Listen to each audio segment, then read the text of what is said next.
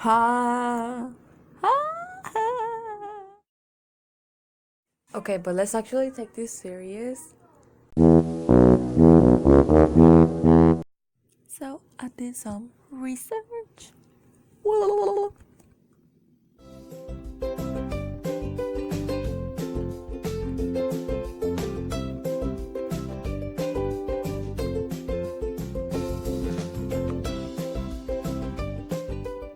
At this point, I was tired of reading because nobody wants to read, and I started looking for images, and I found this.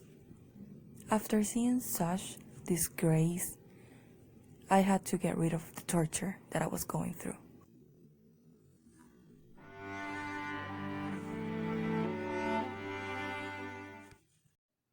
No, but seriously, I actually learned some things from reading the articles I found online. Like in the 1800s, fugitive slaves came around Buffalo to go over to Canada because they were free over there. I also found this interesting website that showed you where important people back then used to live, and you can see what the place is like today.